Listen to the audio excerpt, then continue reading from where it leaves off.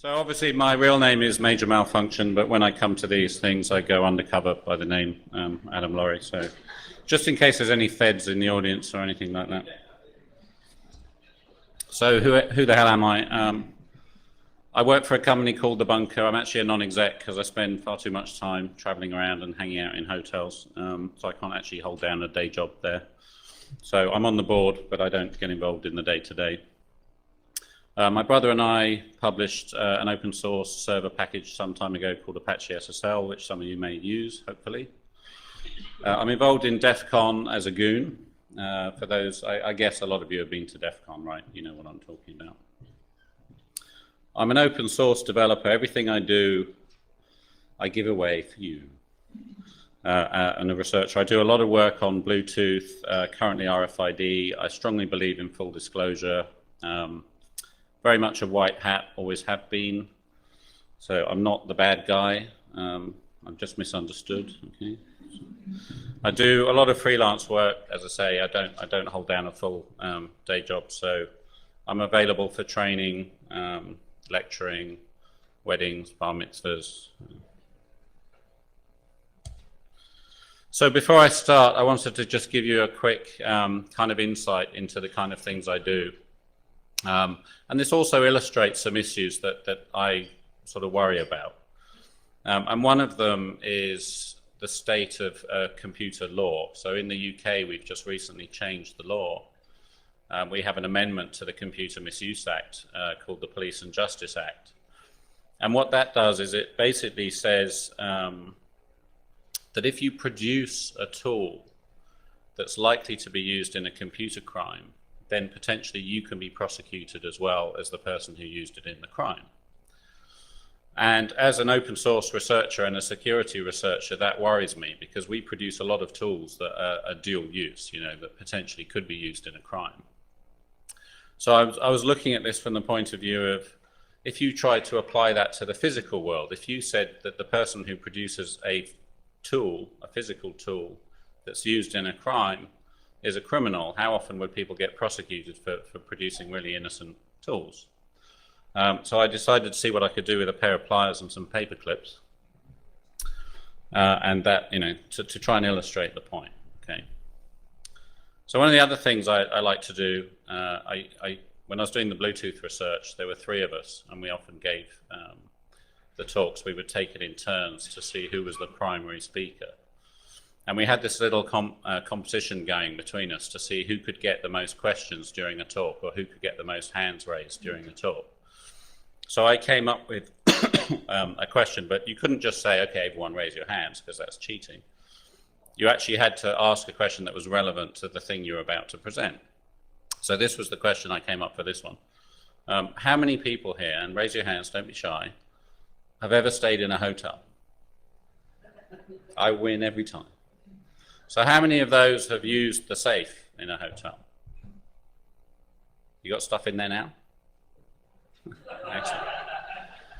Okay, so this was something I did in a hotel. I was at a conference in Florida, and it was a brand new state-of-the-art hotel. So this isn't some dodgy backstreet hotel. This is new, okay? Place had only been open 6 months when we did the conference. And this is what I found in the room. The voiceover you'll hear is, when I first presented this, I presented it at another conference, and I got a young lady from the audience to read out the website of the manufacturer of the safe that we're going to look at, okay, telling you how marvelous this product is.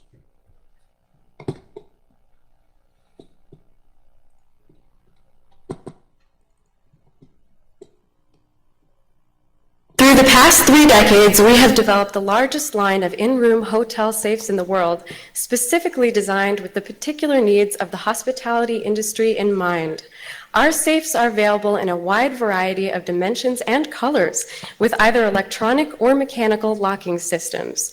Manufacturer continuously researches the development of new features, functions, options, and designs for its products. From removable core locks to a variety of electronic systems with digital keypad, credit card readers, or chip cards, manufacturer offers you products in the forefront technology. Our safes are installed in the most prestigious hotels and cruise lines throughout the world, which have recognized manufacturer for its quality, warranty, and superb technical service. Our uncompromising pledge of satisfaction to the client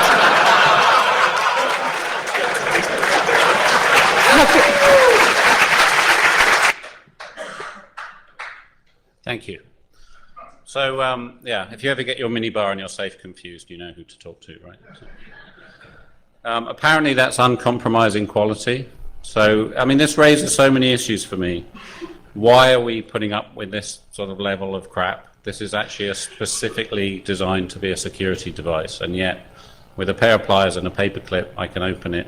I did it slowly for the camera. Okay, you can do it in 20 seconds. And who's the criminal? Is it me for breaking into the safe, the guy who made the pliers, the guy who made the paper clips, or the guy who sold that as a security device in the first place? Okay, but that's not what we're here to talk about. We're here to talk about RFID. Anyone here know anything about RFID? Few of you, okay. Not you, you're dangerous. In a lot of cases, RFID, it stands for radio frequency identification, but it's not actually using radio, so it's a bit of a misnomer. It's become a just sort of general term for the technology. And the stuff I've looked at, none of it is actually using RF, okay?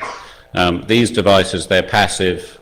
The tag has an antenna which is magnetically coupled with the reader, and the reader energizes the tag.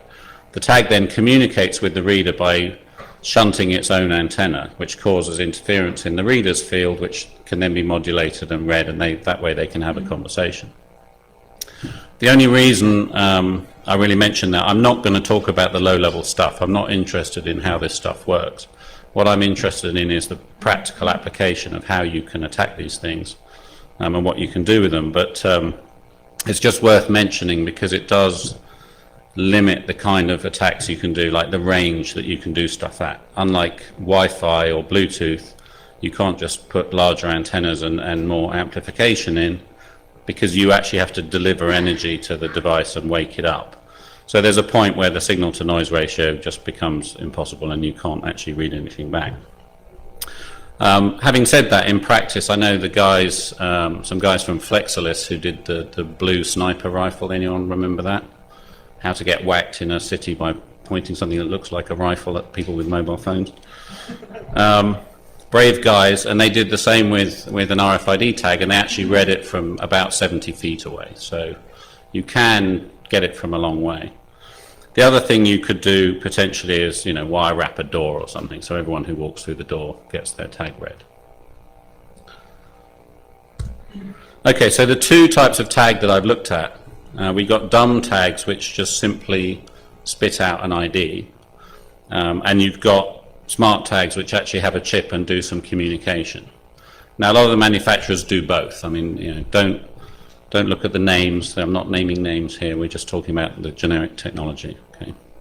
So they do cards. These guys do cards that just spit out IDs. They also do smart cards that do encryption and so on. We're going to look at smart cards and we're going to look at dumb cards, and we're going to specifically look at the new passports as well. So the kind of stuff that's being done on dumb cards, we'll look at dumb stuff first. So animal identification, hotel keys. So a hotel key will typically contain some information in the data blocks of the tag, not just an ID number. So it'll have the date of your entry, departure, and so on. Cars, a lot of cars now are shipping with RFID keys, so instead of sticking a key in a lock, you stick a tag in a slot. Events, ski passes, football games, so on. Luggage handling, they're just doing a trial at London Heathrow. Anyone here flew from, I think it's Hong Kong or Tokyo? You will have had an RFID tag on your luggage. When you go through Heathrow Terminal 3, I think from now on you'll get the same. And one of the really worrying ones, which we'll look at again in detail, is human implants. So people actually sticking these chips in them, which is kind of crazy. In fact, I came across this cartoon that references that.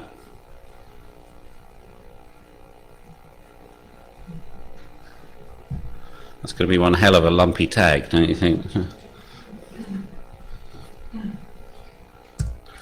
Okay, so these two guys are doing exactly that. They're having an implant put into them.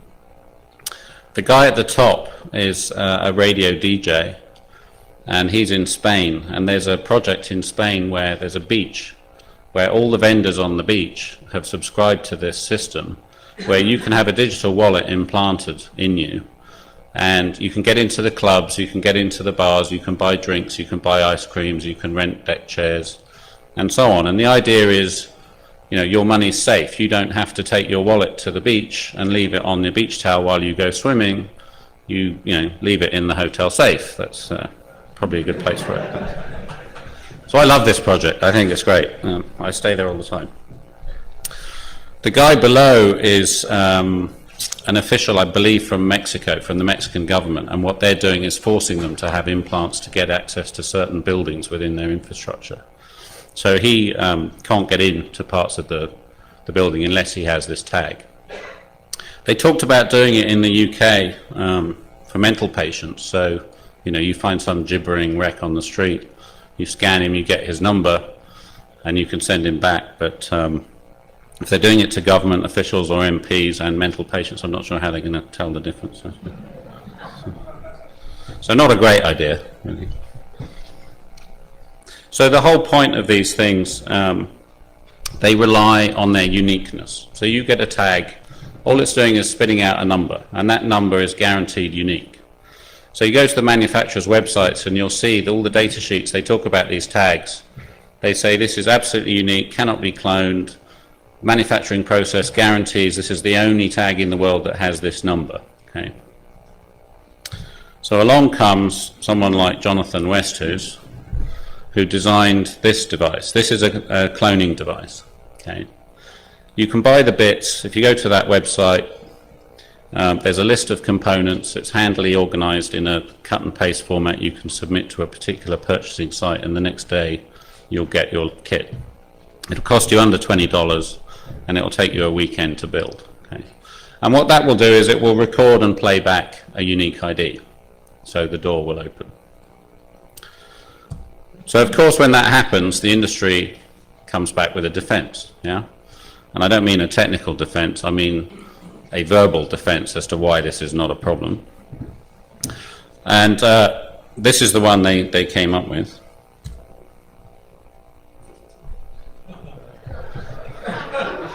So it doesn't look like the original, so nothing to worry about here. Anyone can see that's not one of those. And actually, I got involved in some fairly strenuous debate on some websites at the time. I was working on at a conference in London to do with RFID, and they had set up a chat system before the conference started to get some debate going. And this is literally what it ended up. You know, when this got mentioned on the forums, everyone just started talking about what's a clone. You know, what actually is the nature of a true clone, rather than what the thing could do. So they got just tied up in semantics rather than dealing with the issue. There's always the second line of defense, security by patent attorney. So again, naming no name. Oh shit, I named some names. So there was going to be a talk here last year, company called IO Active who are here. They'll probably give you the full story. I'm not going to again say who said what or why. The talk didn't happen. His response to what went on is there. IO Actives is there. Go and read it. It's quite interesting. I have noticed though, but there's no patent attorneys stationed by every HID reader stopping you getting in with a cloned thingy. So. But anyway, the whole point of all this is that the reader can't actually physically see what you've presented to it. It just reads the tag. So as far as the reader's concerned, that and that are the same thing. Actually, when I was researching this, I had a look to see if Jonathan's site was unique. And it isn't. There's a whole load of these things out there. The last one is a sort of circuit seller, build your own RFID emulator project. It uses about 4 components which you can buy for under $5, and it will take you at least an hour to build it. So. But that's okay, because none of them look like a tag. So we're all safe. Nothing to see here. Move along. So I took that as a challenge. So the industry doesn't care about tags that don't look like tags. How about producing a tag that actually does look like a tag? So it's exactly the same form factor as the original. Preferably it is one of the originals. And it gives out the same idea as the original. So then there can be no argument about whether it's a true clone or not. It looks and it is and it smells like and so on. So how do we do that? The first trick is, rather than just recording the signal and playing it back, if we understand the ID, then we can generate arbitrary IDs. Okay? So happily, a lot of these tags use industry standards. So I can actually go download the standard, obviously having purchased it first. ISO 11784 describes the animal tagging standard, or AN5. And what that gives you, the animal tag is actually split into 3 fields. So you have an application flag, which says if it's an animal application or a non-animal application. You have a 3-digit country code or manufacturer code, and then you have the unique ID for that tag. And the way they actually talk to each other, the way this data is delivered from the tag to the reader, as I mentioned earlier, the reader powers up the tag, they then have to have a conversation. So basically what will happen is that the reader will be running a carrier signal at a particular frequency. That will wake up the tag. The tag will then start responding at a particular bit rate, which will be the frequency divided by some factor of 2. It will encode its data using a modulation scheme, so FSK or Manchester or biphase or whatever. And then it will have a bit pattern that's recognizably that tag. So it might have some specific checksums in it. It will have a certain layout that the reader can say, okay, that's one of those tags. That makes sense. That data decodes properly. So if all of those things match, then the reader will get a good read of the tag. Okay. So if we look at just the raw ID, so if you were to read an animal tag, what you would get is 8 bytes of data. And what you have to do to that 8 bytes is a little bit of tweaking, and then you'll get out the actual data you're looking for. So first thing you do is reverse the bits. You then reverse each nibble within the bits. You then right shift some bits of it, and you convert some other bits to decimal. So you do a bit of monkeying about. So here's an example. I'll whiz through them, but those of you who want the slides afterwards, I believe they're already on the CD. You can follow this through. So there's our raw ID at the top. We reversed it, then we reversed each nibble. And then you look at what you've got left. So the top 2 bytes is the application ID, top bit set, that means it's an animal. Country code is F65. Right shift that twice, convert it to decimal, that gives you your country code. And then what's left is the local ID. Okay. The country code, incidentally, will either be an ISO standard country code or a manufacturer code as issued by icar.org. So if you want to look up who made this tag and it's not a country, basically the numbers above, I think 800 to 900 are test numbers, so they don't mean anything. 900 above is manufacturer codes, and below 800 is ISO country codes. Okay, so obviously if I can decode the tag, I can encode it. So I just reverse that whole process, create my 64-bit ID. I then need to add a header, so the tag knows, that the reader knows when it sees the bit stream, this is the beginning of the ID. What they also do is they implant some ones in there. So the header is all zeros. It's like 9 zeros in this case. And they put a 1 every 4 bits so that you can't accidentally repeat the header within the data stream. And then you have a CRC on the end. Okay, so we've now got 128 bits of properly constructed data that if we deliver it to a reader, the reader should say, okay, that's a tag. So how do we actually deliver it? So I thought about that from the manufacturer's point of view. If I was a manufacturer of tags in this industry, I would want to make it easy for myself. A lot of those parameters we talked about earlier are the same across different tag types. So it's using the same frequency, or it's using the same modulation scheme, or it's using the same bit patterns and so on. So what I would do is make one transponder or one tag, which I could actually program those settings and tell it what format to send its data in. Going to make my life a lot easier as a manufacturer distributor. Okay, so if I can think of that, then clearly so can people in the industry. So I had a look around. Sure enough, I found 2 tags that behave exactly like that. So there's a tag type called the Q5.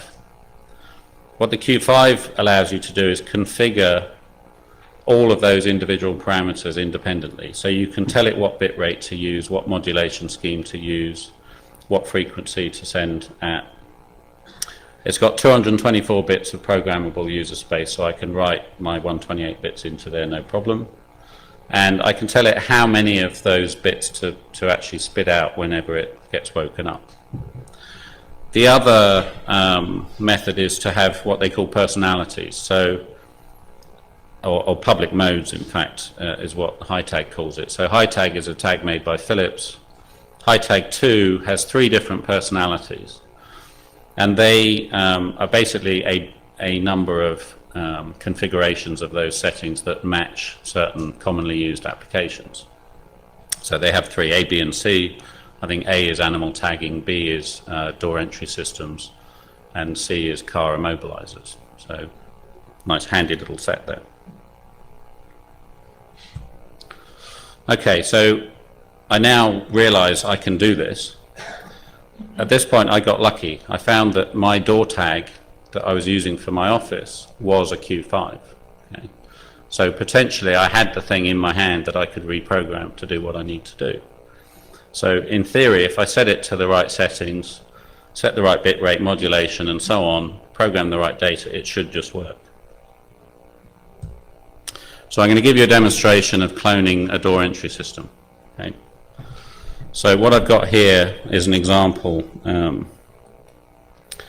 door entry system. So normally, this would be the controller. This is the reader that's mounted outside the door. When the door buzzes, I've just got a red light that comes on. So normally that would be the door opening. Yeah. Incidentally, I flew here with this. So I have a policy when I travel with stuff like this that I carry it in my hand luggage, because I don't want to hear a sort of muffled crump and sirens going off around the back of the airport when they're blowing up my luggage. I want to be able to explain what the hell the thing is. Yeah. So I was coming through security one time, and there was a couple in front of me, and they had a newborn baby.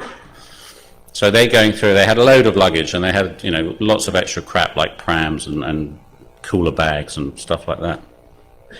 So the wife and the baby go through, and the pram go through, and most of the luggage goes through. And we end up with just the husband and the cooler bag. And they reject it. They send it back and say, okay, no, there's fluids in there. You can't take that through. They open it up, and there's 6 bottles of milk, baby milk in there. And he says, well, we're on a long flight. We need to take the milk through. And so the guy calls his supervisor over, and the supervisor says, yeah, he can take the milk through, but first you have to prove it's milk. Okay. So this guy's like, yeah, that's milk. I recognize that taste. So anyway, he tastes all 6 bottles. Actually, he looked quite happy by the end of that.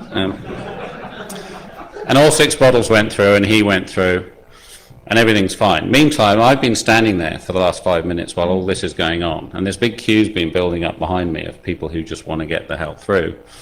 And now there's 3 guys all looking at the screen. So there's the original operator, there's the supervisor, and there's the guy who actually sits at the screen normally. And they're all staring at the screen, and all my stuff's on there, and this isn't the only thing like this I have in my luggage. So I've got batteries and circuits and wires and all sorts of crap, and it's all up there on there, and I'm thinking, oh, okay. So these 3 guys, they look at it for a bit, and they're talking to each other, and they're muttering, and they're looking at the screen, and eventually the guy looks at it, and he points at it, and he says to me, there's no fluids in there, are there? No, fine, okay, on you go. So apparently, fluids bad, bomb-looking things good. So yeah, it's a crazy mixed-up world we live in. Tick box mentality, unfortunately. So anyway, here's my demo system. There's the reader. If I present the right tag, light comes on, doors open, I'm in the building. If I present the wrong tag, nothing happens, okay? So what I'm going to try and do is program this tag to think it's that tag.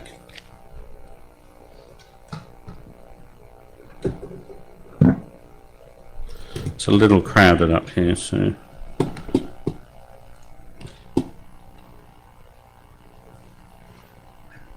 Okay, so the first thing I need to do is find out the identity of this tag. So I have a little USB reader. This is actually a thing called a keyboard wedge. So what happens is, if you present a tag to it, it types it in as if you'd type the tag number on the keyboard. So if I present my tag to that, nothing happens. Marvelous. Never do live demos. Okay, so it's done that. So if you can program a tag with a Unix command in it that will own my machine, you can own me by just walking past me.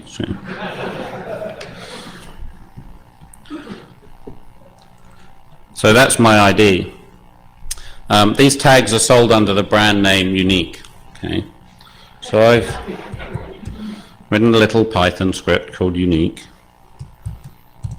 But if I give it that number, tell it to write the tag.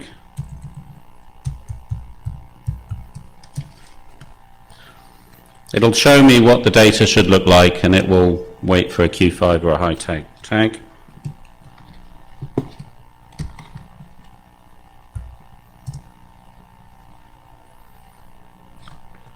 So in theory, that's now been reprogrammed to be the same as the original. So with any luck, I walk past you in the street, I capture your key, I walk up to your building, and I'm in. Thank you.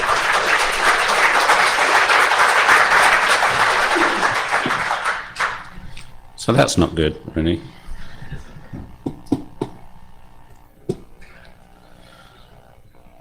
Yes. What am I using as a writer? This is an off-the-shelf. This is actually compact flash format. It's made by a company called ACG, who used to be very helpful, and then they read my publications, and then they stopped talking to me for some reason. So I found one of their distributors who sells the parts, and I build and sell their readers for them now. So if you go to RFIDIOT.org, you'll find a handy little shopping cart. You can help send my kids to college. And, yeah. Any other questions on that demo before I move on to the next one? By the way, any open office developers here? This drives me nuts that every time I get thrown back to the beginning of the presentation.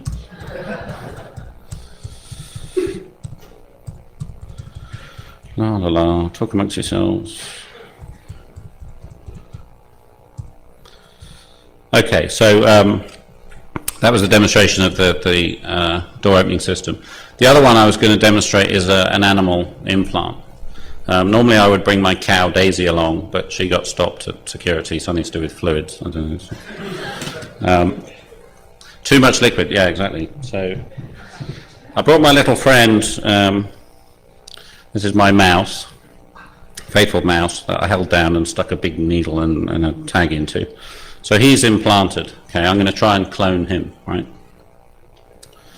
So again, so I did all that just to get to that slide. I'm going to go right back to the beginning again.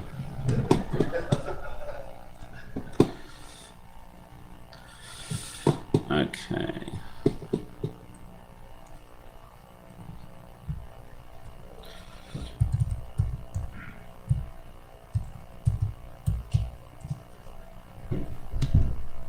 Okay, so this is just a little handheld pet tag reader. Any of you got pets that are implanted? You've probably seen these before. When I first got this, I wanted to test it, and my dog has a tag. So I was trying to find the tag. I couldn't find the bloody thing. So eventually I found it. It was like here on her shoulder. She was originally implanted here on the back of her neck. So if you're thinking of having one of these put in, choose your site carefully. Okay, these things move. So if I scan,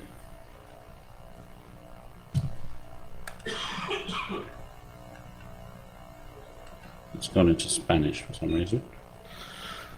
So what we see here is country code and then tag ID, okay? So what I'm going to try and do is clone that. So we take my card.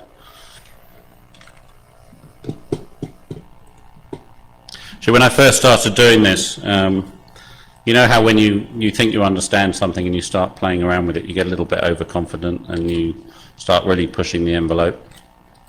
I got this card into a state where it no longer emulated a tag, and I could no longer reprogram it to have the original ID, so I couldn't get back into my office anymore, so, which was a real pain in the arse.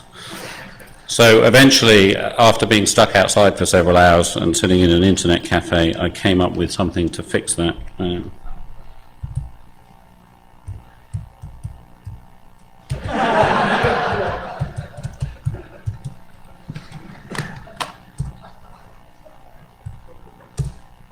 Nope.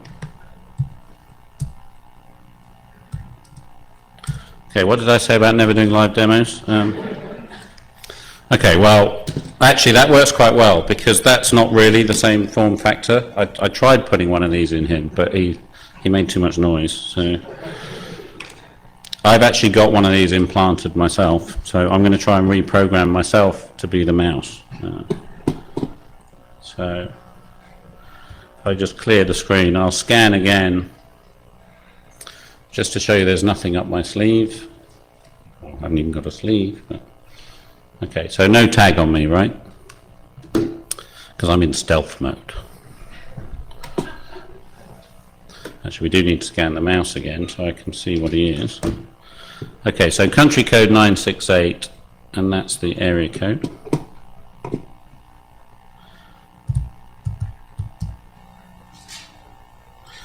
Um, 8,000 because I'm going to be an animal, so that's the animal bit set. 968, unique ID, and we'll write that, please.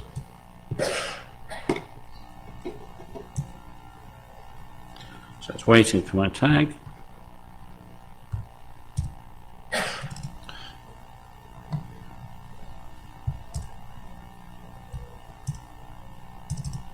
Okay, so in theory I've now programmed myself to be the mouse. So remember that number, 470-8897. So if I scan again, 470-8897. I am that mouse.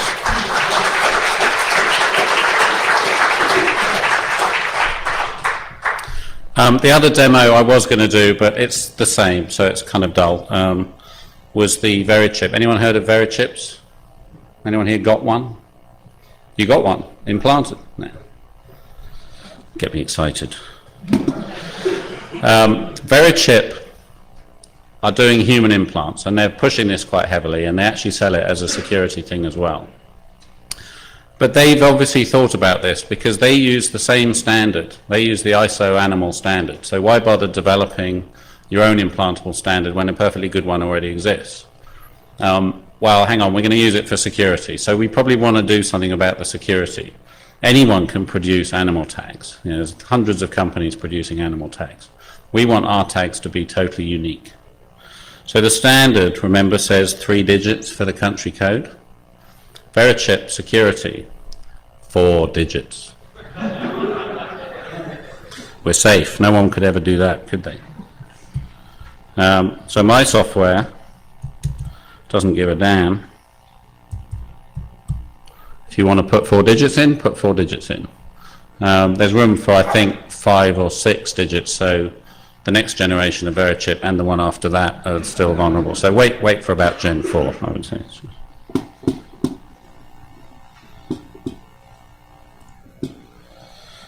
Okay, here we go again.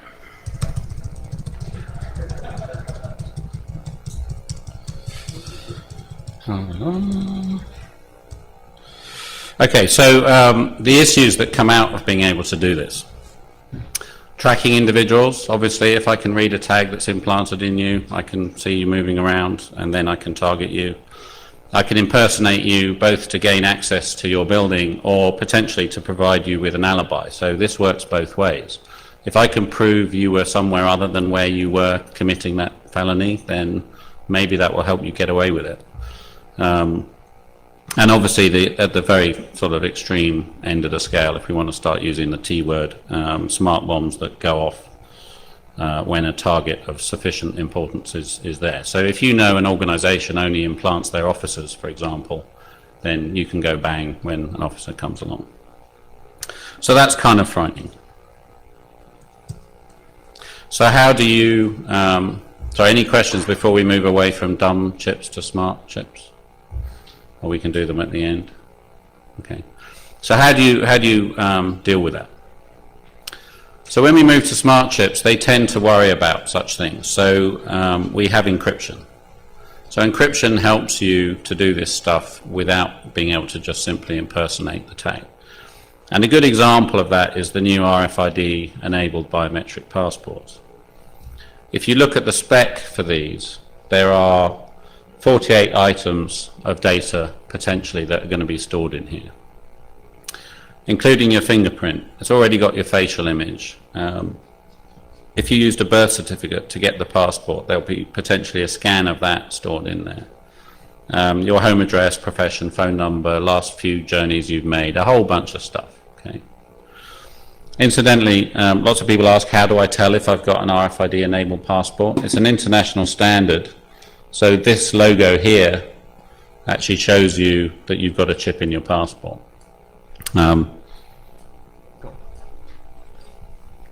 If you've got a British passport, there's another clue. It's this dirty great chip in your passport. That's what it looks like. Most countries you can't actually see it. I don't know why we get to see it. We're probably very proud of it. But some countries it's like a big thick plastic page. Other countries it's like American passports. It's so well hidden you can't really tell it's in there. They have thought about security. So the exact opposite of the unique IDs, they actually guarantee not to give out the same ID. Every time you scan a passport, you'll get a different ID.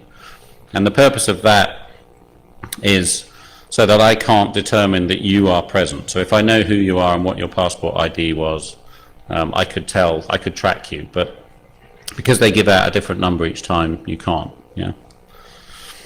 They use strong authentication, so it's 3 days encrypted. You have to actually authenticate to the passport before you log in and can read the contents. That's a system called Basic Access Control. Basic Access Control is part of the standard, and it's mandated if you do authentication. So the use of it itself isn't mandated. You can do passports without authentication, but if you do authentication, you have to do it using this method. You can also encrypt the content if you wish to. That's called extended access control. Unlike basic access control, that's not mandated in the standard. So what the standard says is you can do that however you want. Use any encryption scheme that takes your fancy. I've not yet seen any passports with any encrypted content. And I'd be surprised if any came along before they'd agreed a standard that was useful for exchanging data, because what's the point in putting stuff on there you've already got if you can't exchange it with other people you want to hand the passports to? So anyway, we've already discussed that the stuff on the passport is, private information. It's not something you would want just leaking out there. So they use strong authentication. They use 3 days. Anyone here know what kind of crypto algorithm 3 days is? Symmetric. Okay, so a symmetric cryptographic algorithm is one where the encrypting key and the decrypting key are the same thing. So unlike PKI, where you can publish a public key without giving away anything about your private key, in order to read this, I need to know the private key that wrote it in the first place. Yeah? That's a pretty secret key, right? It's a passport. It's got all your stuff in it. So where do you put that? How about printing it on the passport? So you take the passport number, you add it to, or you append the expiry date and the date of birth, and that's your key. Okay?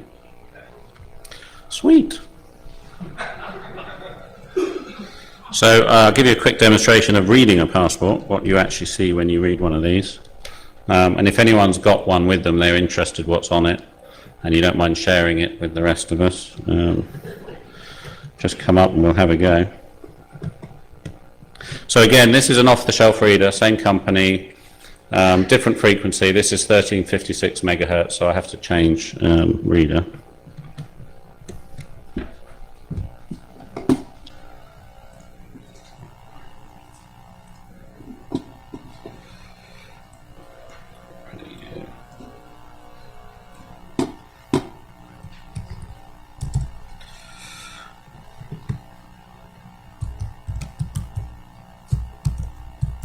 So the normal process would be you would hand your passport in and they would swipe it through a thing called an MRZ reader, and that reads this bottom line of text, and they can use that to derive the key. I don't have one of them, and I don't want to sit here typing long numbers, so I've just got this one stored in a file.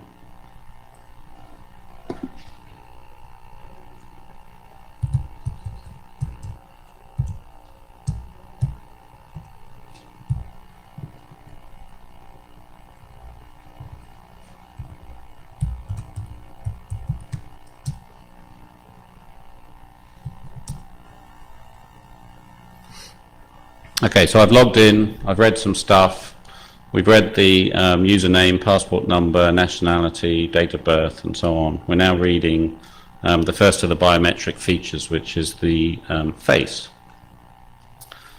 So that tells us some stuff about, you know, who this guy is. As you can see, I was a lot better looking when this picture was taken. It's actually my son's passport. He's not allowed to travel when I'm speaking, so he's stuck at home twiddling his thumbs. But as you can see, we've now got the actual image that my country uses to identify this individual. So not just an image of the right person, but the image that's used by that country. And all the other details of his passport. So if I wanted to create a clone of this passport, I've got everything. Okay.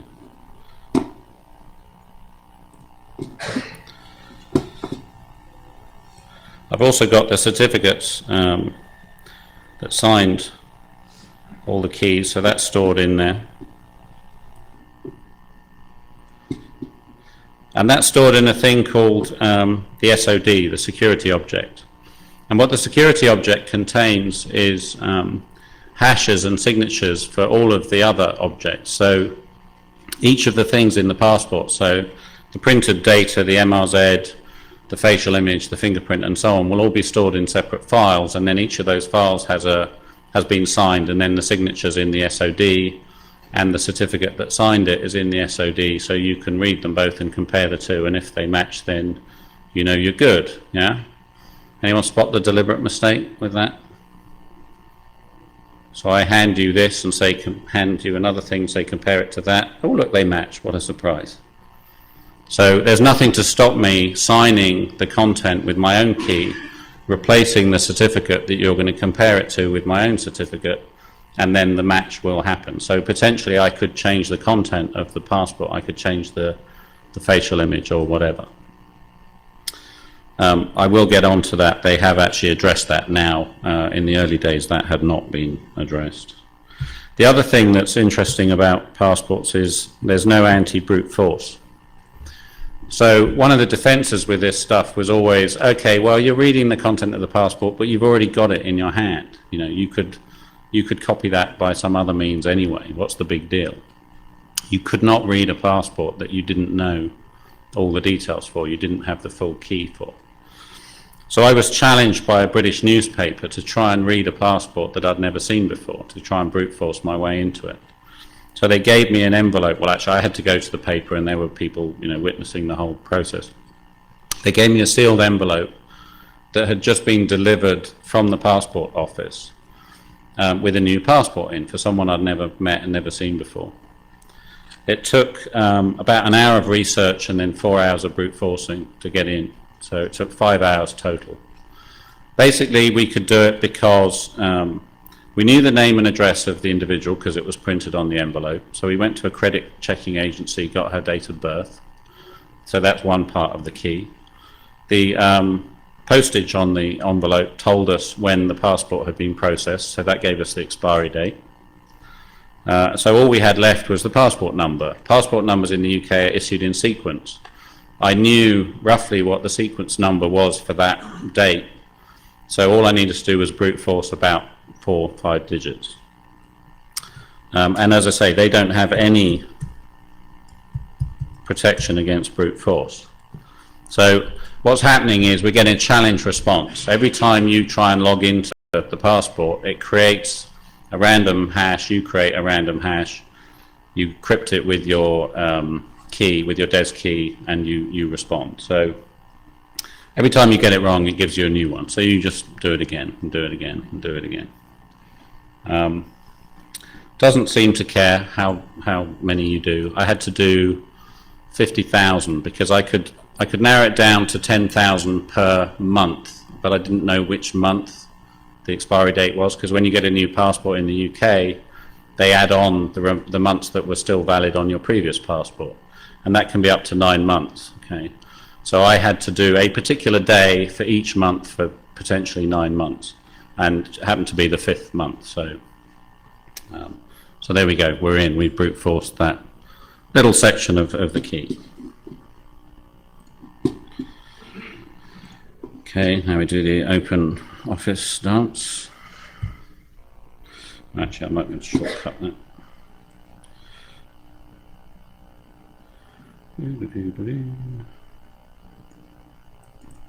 Yay. Okay, so modification is no longer possible. The reason is that you can, in theory, now check the certificate that's being handed to you by the passport. So they have a thing called the PKD, which is the Public Key Directory. Now, in the standard, when I first started looking at this, it said, you know, this was already available. The standard actually says it should be a publicly available resource on the internet that anyone can get access to. In practice, it's not. You have to be a member of an organization that issues passports. So either a country or a bunch of hippies who live on an oil tank in the North Sea, or the Thames Estuary rather, Sealand. But it is there as of April last year. However, as of April last year, there were only 15 participating countries, and there are 45 plus countries issuing these passports. So not everyone's checking them. And I'd be amazed if it actually worked, given that it was only launched last year and it's a government project. So I'm not convinced a self-signed forgery would be detected. And just to check how hard it is to do self-signed forgeries, I gave it a go. This is a New Zealand passport certificate, and that's my forgery. So if you look, the only thing that's changing is the modulus. So if you're not checking it against the CA database, you ain't going to tell the difference. So other threats to passports, you may be able to obtain the key data through other channels, so you can get the passport number, the expiry date, and so on through other channels. Every time I fly to the States, I have to give that information to Virgin or British Airways or whoever. Again, I did a demonstration that I could obtain that data for an arbitrary passenger simply by picking up a discarded boarding pass and using what was printed on the boarding pass to buy a ticket for that passenger on an airline website. Because it had his frequent flyer number and his surname, I could put those in, and it helpfully pre-populated all the advanced passenger information for me, so, which included the passport, expiry date, and so on. They have fixed that, and they fixed it before I went public with that. So. You could profile the passport, so even though I might not be able to tell whose passport this is, I can probably tell which country it comes from, because they've all been implemented by different companies. They all behave subtly differently. So an Australian passport, for example, the unique ID or the pseudo-random ID is supposed to start with a 08 to tell you it's pseudo-random. The Australian one doesn't. So if I see random numbers coming up that don't start 08, then I know it's probably an Australian or someone else who makes the same mistake. the order they do things in is different. So the order at the point at which they require authentication is different. So you could target specific countries rather than individuals, so, or the right number of people. So when the right number of Australians come into the room, then the bomb goes bang. I leave it as an exercise to the listener what the right number of Australians is, but it could be done.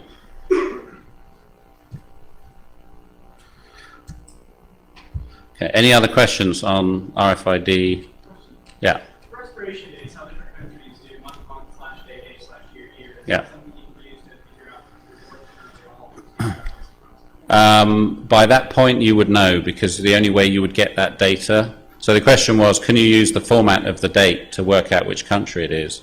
The problem is you would have to have already logged into the passport to get the date, so that doesn't really help you. But every passport I've looked at has a unique trait that identifies that country, so I don't think it's any problem to profile passports. Yes, sir. I'm sorry, but say again?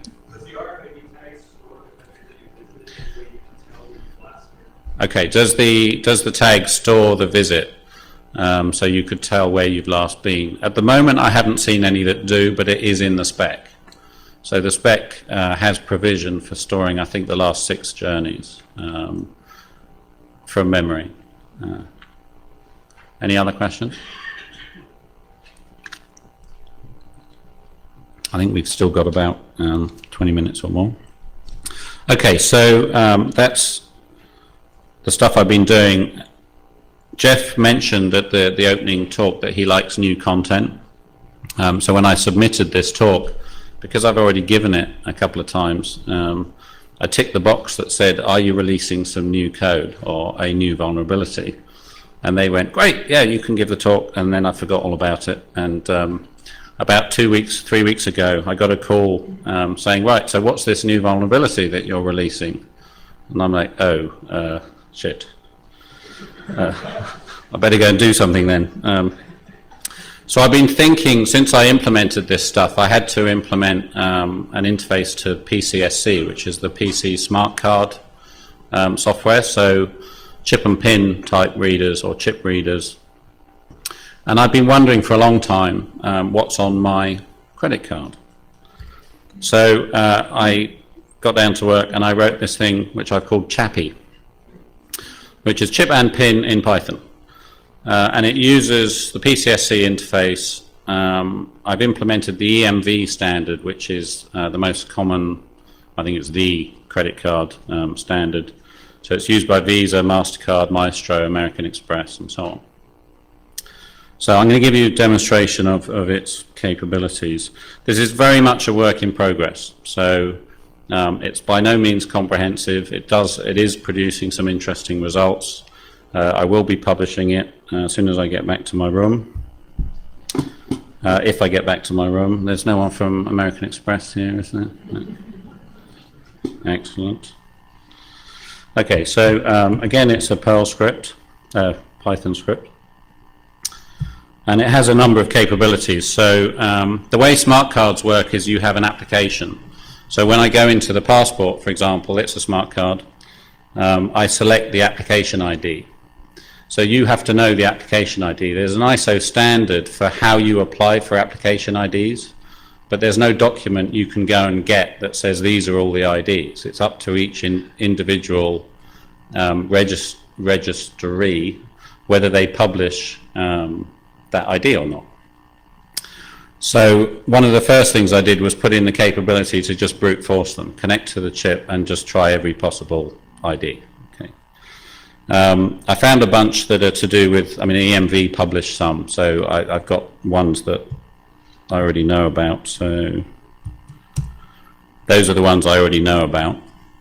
So the way an AID works is it's just a little hex string, and as you'll see, sometimes it's some added stuff on the end differentiates between the different IDs. Okay.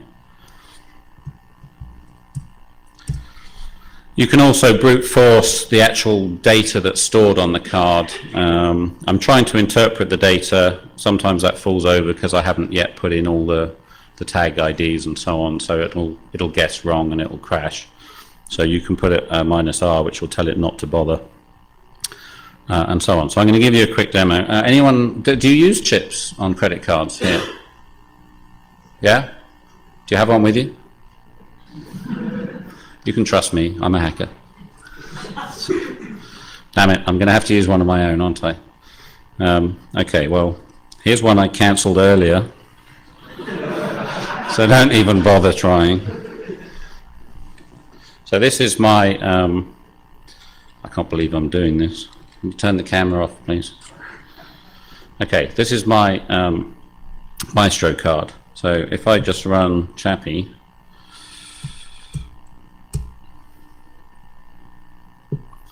so it'll log in, it finds some AIDs, and you get some interesting stuff like my name. This is a nice one, track 2 equivalent data.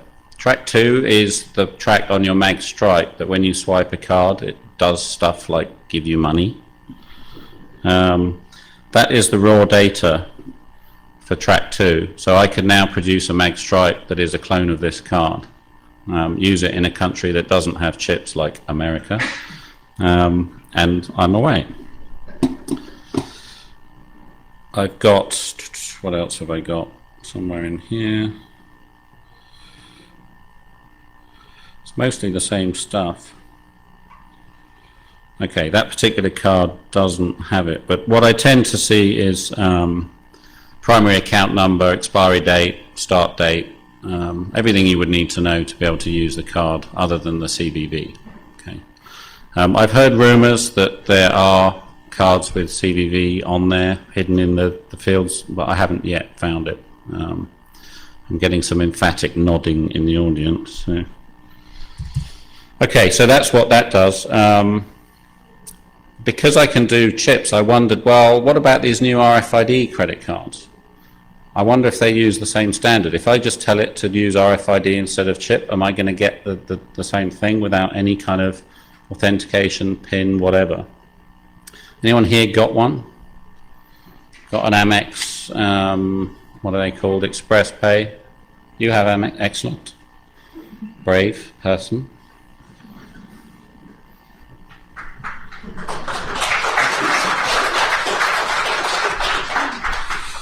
Okay, so actually what would be even more convincing is, let's not even take it out the wallet, right? So I've never seen this card before. I'm going to run my program. Yay! So, thank you, Marlene. Expiry date, start date, primary account number, name, and all that just by walking past you or standing next to you in the bar. Lovely. No authentication, no PIN number required, no nothing. What are these people thinking? I've actually spoken to Amex. I looked at these before I came out, and I talked to Amex, and I promised I would say something about this, that, you know, what they felt.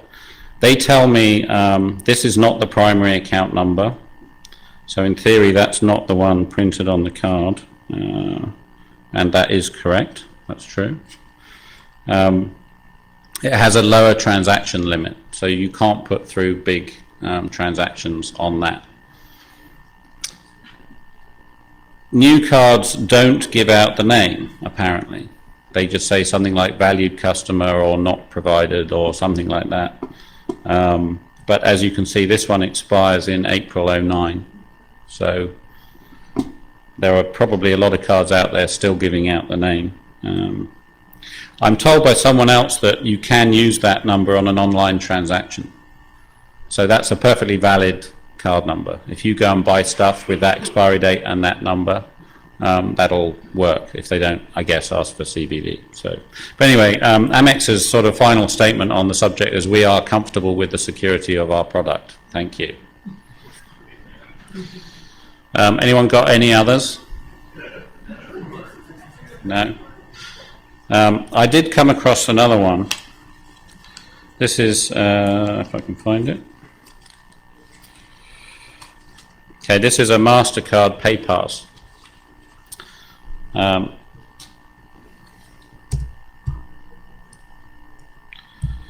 I think I have to read this raw because I haven't interpreted it properly yet. So yeah, we can see on this one they don't actually give the name out, but the card number does actually match the primary card number on the front of the card. So there's no separation between this as a RFID credit card and as a magstripe credit card. So anyway, that's Chappy. As I say, it'll be on the website as of probably in a couple of hours' time if you want to play with it. Currently it only works with PCSC. I'm going to integrate it back into the RFIDIot library. All the other stuff I've shown you uses an open source library which I've written called RFIDIot, which stands for RFID IO Tools. It's not meant to be a comment on my state of mind or anything. Tries to be hardware independent, so it provides a separation for you between the physical layer and the software, so you can use the same routines no matter what the hardware. Currently it supports ACG, Frosh and PCSC based RFID or smart card readers. I'm working with the OpenPCD guys on, they have an open standard for building your own RFID reader, so if you're interested in doing that, go and look at openpcd.org. But we're all very busy, so that's actually going quite slowly, but hopefully one day RFIDIot will talk to the OpenPCD hardware. It's freely downloadable. You can go to that site. As I say, if you want to buy me a new boat, buy some readers from me. Any questions? Sorry, would you like your wallet back? Thank you. Yes, sir. Is writing the smart card version of RFID as simple as it was to write the RFID? Was writing the smart card versions of RFID as simple as writing the dumb? It was about the same, but they're a different set of problems. The main problem with the dumb ones was understanding the structure of the bits. So, and also trying to guess a lot of the parameters, because quite often you're dealing with stuff where they don't tell you in detail what frequency they're using or you know, what modulation scheme or so on. So we spend a lot of time with oscilloscopes and stuff just trying to figure out what the hell's going on and then implementing it. With the smart cards, they tend to be much better documented. They're using industry standards like ISO 144.3A, which is very well documented. They're using smart card standards like ISO 7816, which is very well documented. So it's just a question of actually knuckling down and reading the standards. Anyone from lulu.com here? No? God bless Lulu. You download a PDF that's like 200 pages long and you've got 4 of them and you're constantly swapping between them. You can upload that to Lulu for about $10. You'll get back a printed copy. That's fantastic. So yeah, it was about the same. It was just different problems. Yes, sir.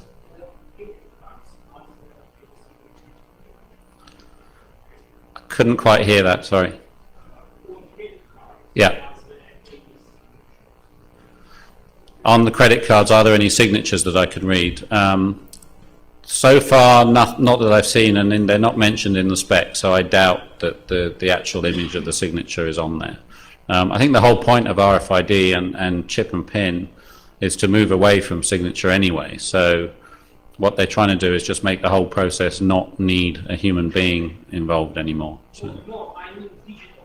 Oh, a digital signature. Yes, there are digital signatures. There's PKI, there's certificates and so on stored on the cards. Yeah, I think they're only used on the back end transaction though. So they're used to sign the transaction that's being sent to the clearing bank. Any other questions? Yes, sir. Have I tried to clone a smart trip card from Metro? Anyone from Metro here? No. No, as it happens, that's not a standard that any of my equipment can read, and I haven't had time to just poke at it and try and figure out what it is. The UK system, which is called Oyster, there was a very good talk given at Chaos CCC in December by Henrik Plotz, I think, and someone else, and they basically have reversed the chip. So they shaved the top off and took pictures of the gates and did some analysis and very, very cool stuff, and they've actually reverse engineered the crypto. So London Oyster will be completely broken very shortly. Probably my smart trip will follow. Sorry, you had a question. Yeah.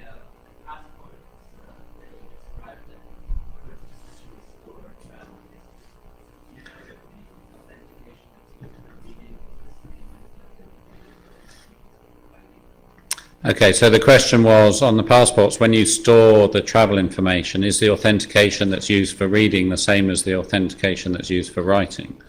I would hope not, but I would imagine so, because there's no other way, really, that they can do it. They have to log in with a key. They've already got a key that you've presented them, so they probably would use that. I would hope there would also be some separation between the fields you're allowed to write and the other ones, obviously. But who knows? It's a government project, or it's many government projects, so even worse. Any other questions? Okay, then thank you for your time.